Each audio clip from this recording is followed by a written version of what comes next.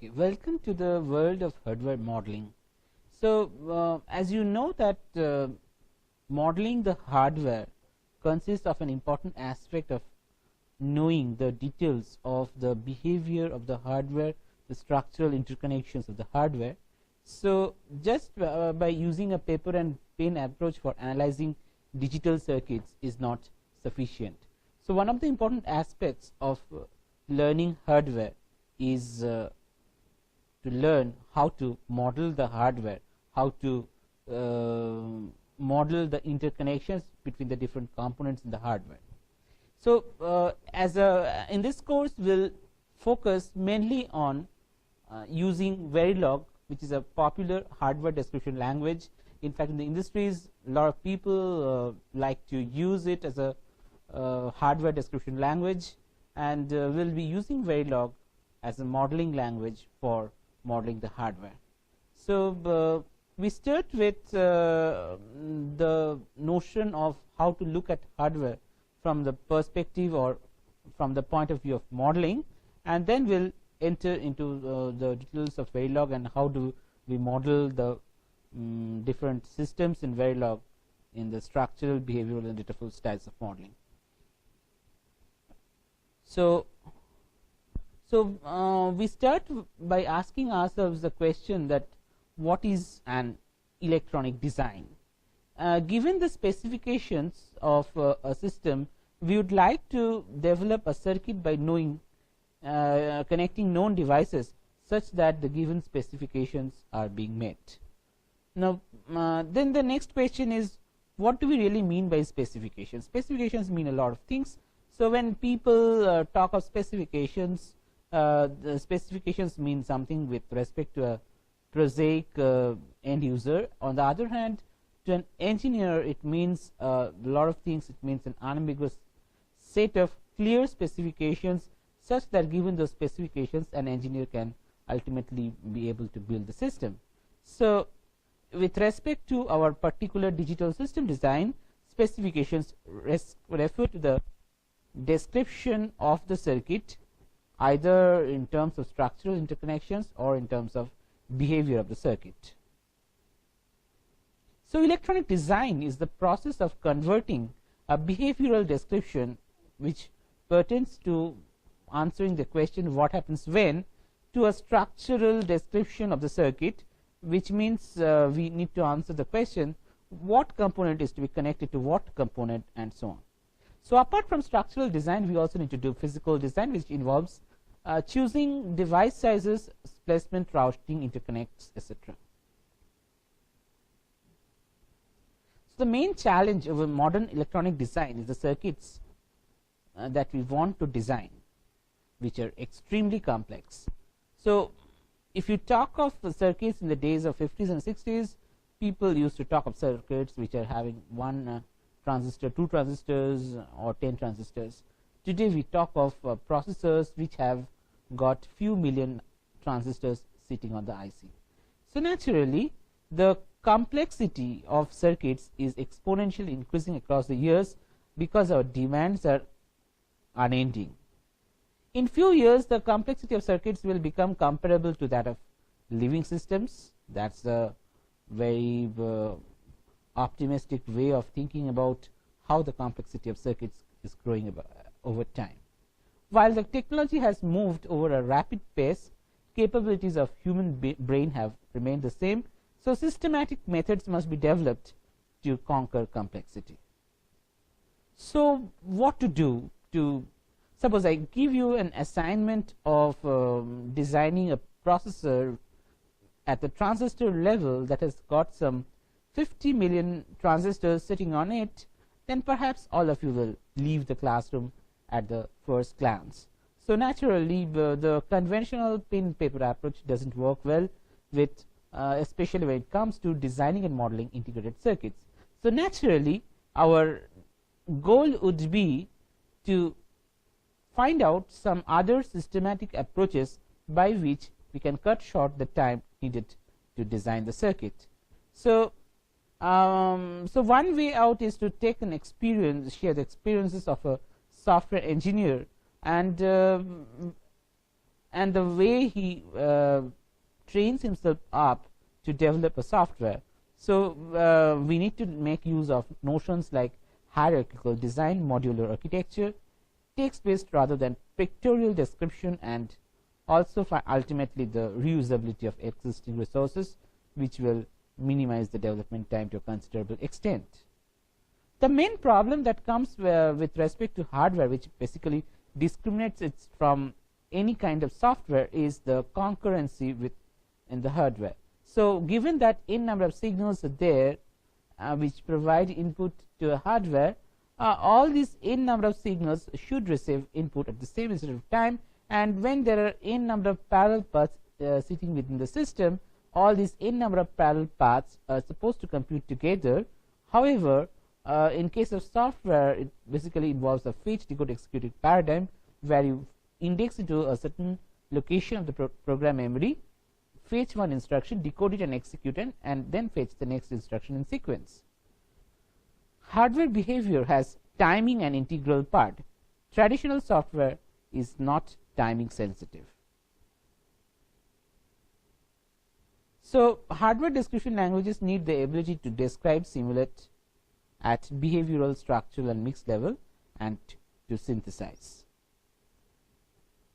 The designer rapidly decomposes the system level specifications into groups and subgroups of simpler tasks.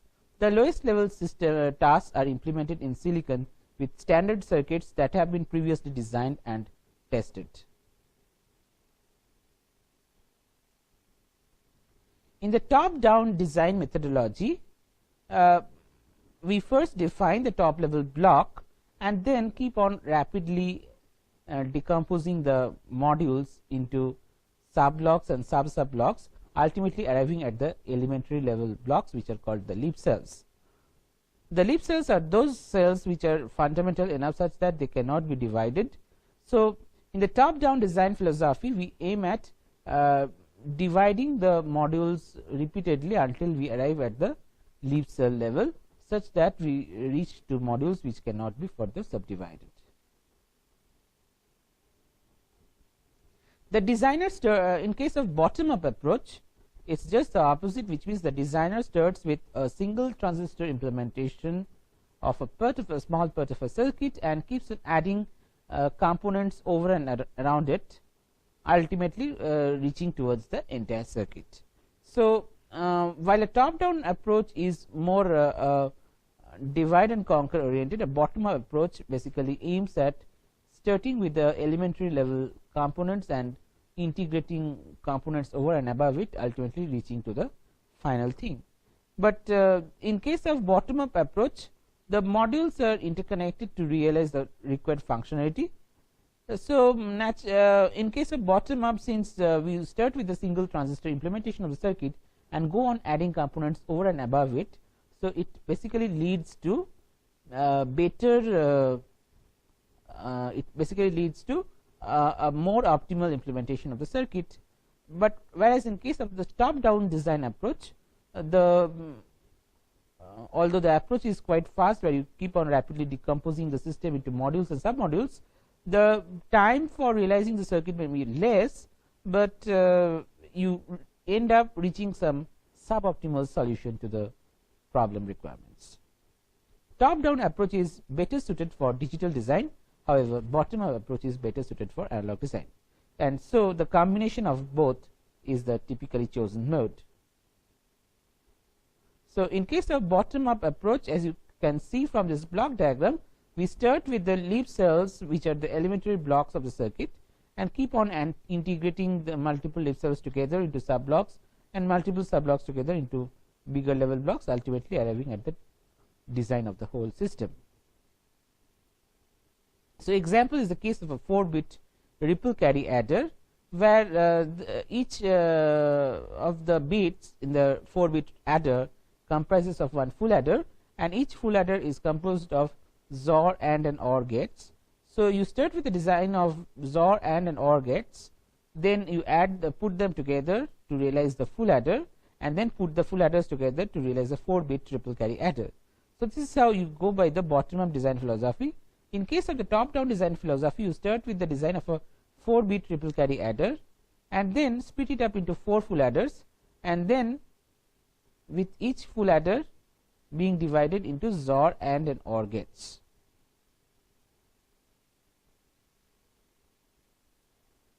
There are two approaches of the design. One is the top down approach, which has the advantage of speed. The bottom up approach has the design of accuracy. So, in order to have a good compromise between the two, a combination of the two is the typically chosen method. Now, given that you have a particular design problem, there are different phases of the design problem one needs to pass through. At the top level, we need to have the algorithmic and system level design, where you start with a formal description of the system in hardware description language, and then you give a procedural description to it depicting the behavior of the system. And finally, you have to simulate the design with the help of a simulator to detect the errors present in the specifications, and then use a synthesizer to generate equivalent logic netlist. So, the typical chosen approach these days is the hardware software co-design, because you choose the critical parts of your design and implement it on hardware, where you have the regular concurrent flow of instructions through multiple parallel data paths. On the other hand, there are non-critical parts of a system that need not be implemented in hardware, otherwise that would escalate the cost of the system, but that can be implemented based on a fetch decode execute paradigm. So, you can have systems like an FPGA and a processor talking to each other, where the FPGA is implementing the hardware part of the system and the processor is implementing the software part of the system. The netlist is synthesized from the synthesis tool or the schematic editor, and then the simulator is supposed to check the errors in the design. This is done in the structure and the logic design phase. In case of transistor level design, we need to focus on the physics of operation of a circuit, where the circuit is visualized as a collection of transistors, and then we need to characterize various things such as the switching characteristics, the timing simulation, as well as the entire circuit simulation, where we use accurate transistor models in terms of nonlinear differential equations. Finally, once we have the transistor level design of the circuit, we need to go through the different phases of physical VLSI design. Physical VLSI design again comprises of 5 phases: partitioning, floor planning, placement, routing, where the routing is again divisible into 2 phases: global routing and detailed routing. Partitioning keeps tightly connected subblocks in the same place and helps in floor planning and placement, where you choose a large problem and decompose it into sub problems of manageable size, so that they are implementable using the limited memory and limited speed of the processor.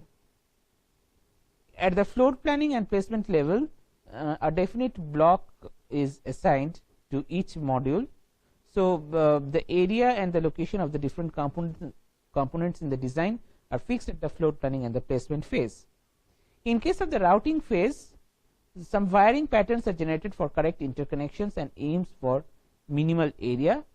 Design rule checkers are used to check mask geometries. Circuit extractors are used for checking the final circuit from the mask layout and then simulated for verifying the functionality.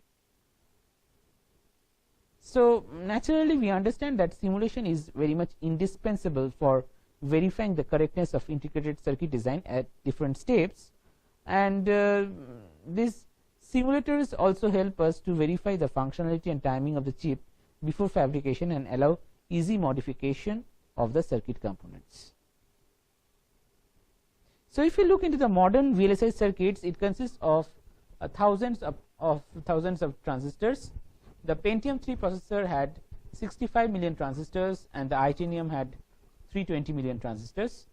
So, naturally, the traditional breadboard method fails for VLSI circuits, and there is a popular joke that if you suppose you and your friends and work with a company where an IC is fabricated only to be discovered during the test phase that the design is faulty, then there is no other way than to just lie down before the god and pray before the god. In fact, 70% of the total design effort spent for bringing out a chip is spent only during the design phase and rest 30% during the fabrication phase. So, it has to be spiced before it is cooked and spiced well and many times before each stage of the design and after each design step by simulation. So, this is called analysis. Analysis states the quality of synthesis, and SPICE is a simulation program, and it is also an analysis tool. So, there are two popular hardware description languages to model digital systems. They are VERILOG and VHDL. Using VERILOG, one can design, simulate and synthesize. Concurrency, timing and clocking can all be modeled, can handle asynchronous as well as synchronous sequential circuits, and finally, the logic, operation and timing behavior can be simulated. Now, if you see the design flow for the hardware, you start with a hierarchical description of the system, and then you do the active coding where you look at the system, identify the different modules and code them individually, then you compile them, you simulate and verify them. So, this iteration should continue for a couple of times until you are convinced that the front end output is what you are looking for or what is the exact desired one.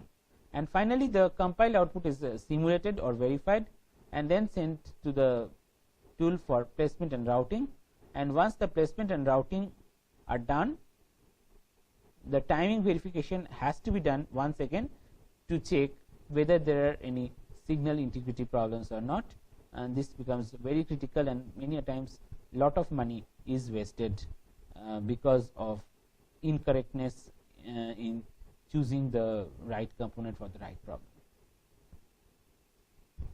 So, you see a simple VERILOG code in this slide, where we have tried to implement a 2-to-1 multiplexer. As you can see, there are 2 inputs, 1 output and 1 select input.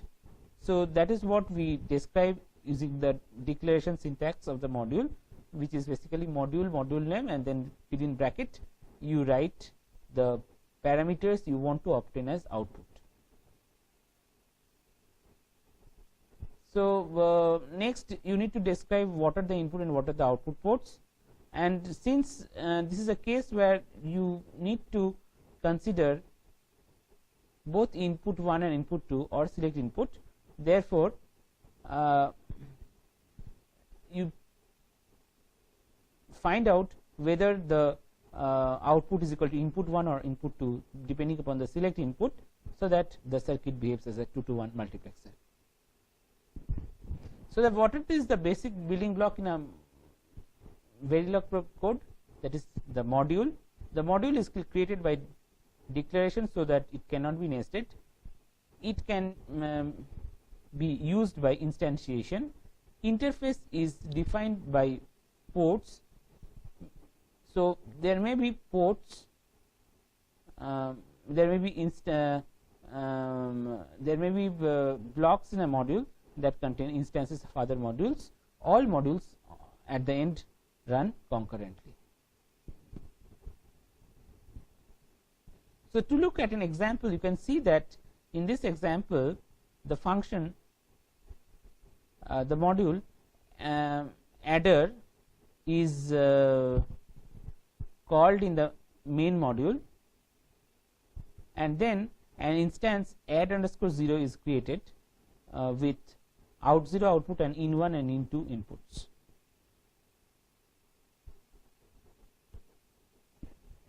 A module provides a template from which one can create multiple objects. When a module is invoked, VERILOG creates a unique object from the template. Each object has its own name, variables, parameters and I/O interface.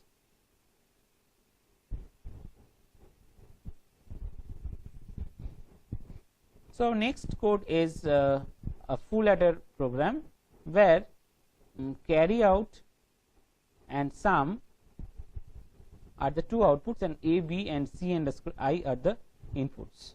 So, we do the connections following a ripple carry adder, and then check for correctness of the connections.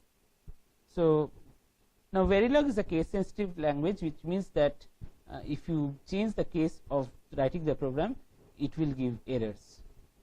If you use a mixture of upper and lower case letters, it will give errors. The identifiers are can be digits like from 0 to 9. It can be underscore, it can be our upper and lower case letters from the alphabet. So these are the single line and double line, multiple line comment arrangements like C. Verilog is case sensitive. So if you talk of the registers in a typical Verilog program, then the registers are the typical units of storage in case of a Verilog program, and then the keyword reg is used to describe a register. Apart from that, integer, time, real are also used. In case of Verilog, we rely on event driven modeling. That means any change in the code occurs, it will immediately evoke that part of the code, and that is actually being executed. However, for modeling sequential circuit, a different approach of storage element is used. Assignment is always done in always block. In case of Verilog, the data type net basically stands for these variables, but they are basically equivalent to signals in VHDL. So typical keywords for Verilog are wire, wand, watt, try, triant, triode, supply 0, supply 1. The input, output and in-out ports are by default called wire. So now coming to the different styles of modeling in VHDL, there are three different styles of modeling: structural modeling, behavioral modeling and data flow modeling. So let's look at a hardware and see how it is actually being modeled. So given that you have an hardware, at the top level you only like to give a black box description of the half adder, which means that you define the input and output ports. So there are 2 input ports and 2 output ports of the half adder, so which is actually laid down over here. And then in case of data flow style of modeling, you basically look at the circuit from a signal detection point of view. So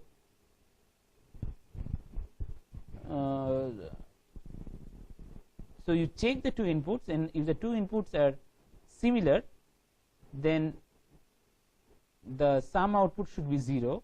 If the 2 inputs are different, then the carry output should be AND of the 2 inputs.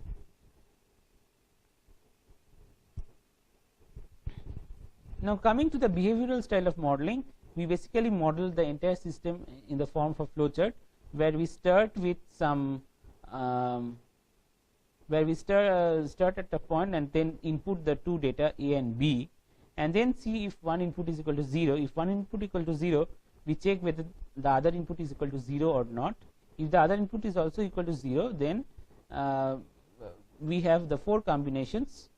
The sum is 0, carry is 1, sum is 0, carry is 0, sum is 1, carry is 0, sum is 1,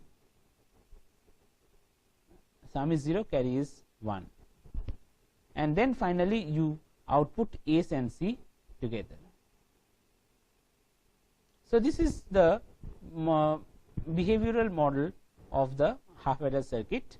As you can see that we are first checking if A equal to 0 or not. If A equal to 0, then the carry then one of the input is equal to 0, therefore the carry must be equal to 0. Otherwise the sum equal to 1. On the other hand, if A equal to 1, then I am checking if B equal to 0. If B equal to 0, then sum is 1, carry is 0, else sum is 1, carry is 1.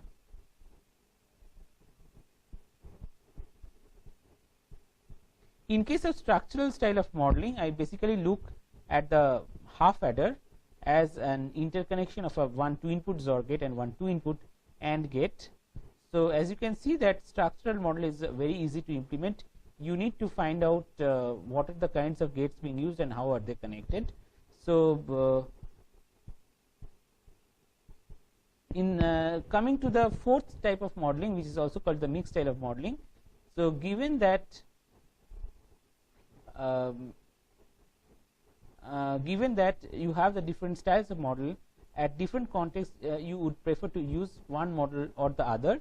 So, in case of mixed style of model, you have to take help of multiple modeling styles. It can be a structural or behavioral mixed, behavioral or data flow mixed, structural or data flow mixed.